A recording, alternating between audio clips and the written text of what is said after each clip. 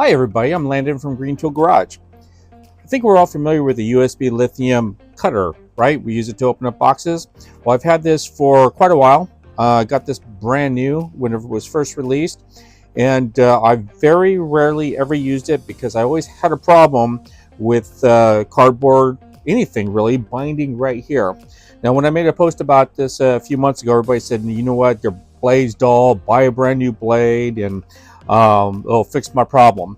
So I finally decided to pull the trigger, bought a new blade, and this is going to be the first time I ever swapped out a blade of one of these, and I figured this would be a great opportunity to do a video on it as a tech tip.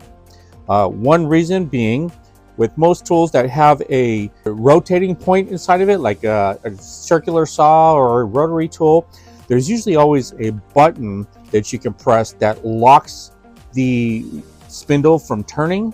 That way you can get a screwdriver and release the nut. But unfortunately, if you see here, if I turn this, there's no way to lock it. So I think I figured out a way to do this, and I'm going to share it with everybody. So stay tuned and hold on. All right, so the very first thing you want to do is, if you have a battery in it, I think I do on mine, for safety, remove the battery. That way you don't accidentally engage the blade.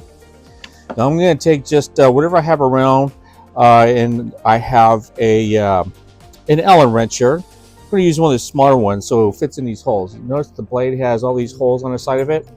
In fact, it's probably specifically for this. Make sure you get an Allen key that's actually fits inside one of these holes. I think this is one right here. And now what we're going to do is poke that Allen wrench right through the hole there, and that'll make sure it doesn't spin. And let's see if that works.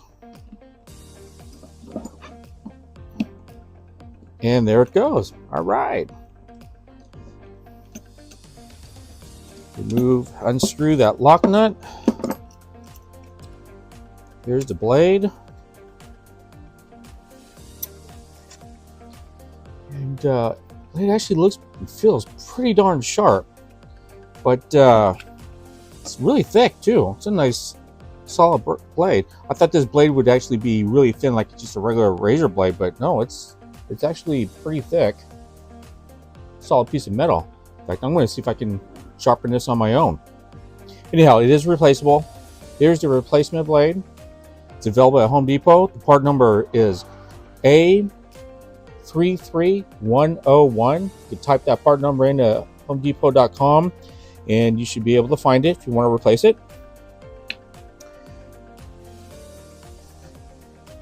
And let's open this.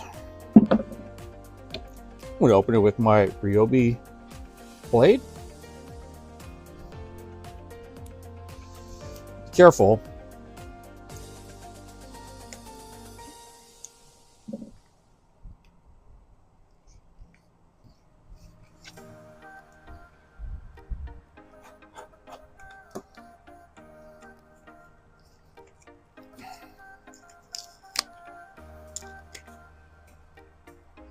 Now reverse steps. Place the blade, and also be careful. I want to mention this. So this little metal piece right here that I mentioned used to always get jammed up whenever trying to cut cardboard or literally anything. That's actually pretty darn sharp also. In fact, it could probably be sharpened as well.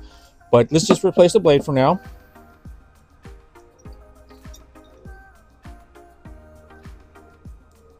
Install the lock nut or bolt. Get my Allen wrench again. Stick it into the hole in the blade. And now I have the blade and spindle locked. I should be able to easily screw this back in. Yep. All right, it's installed. Pop the battery back in, make sure it works.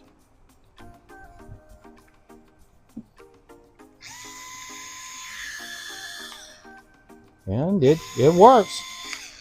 So I have this cardboard. In fact, this is the cardboard that actually the blade came in. Such a big box too for such a small little blade.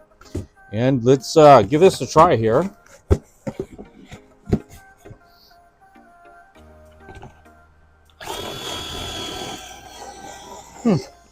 That did cut much better. Okay, so I guess it is the blade.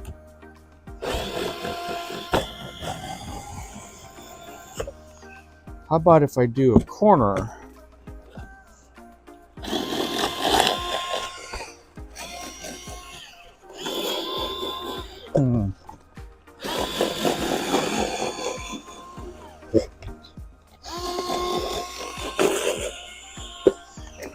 Okay, all right. It was the blade, and I'm glad I replaced it. Anyhow, that's how you replace the blade in the USB lithium cutter, model number FVC51. Thanks for watching.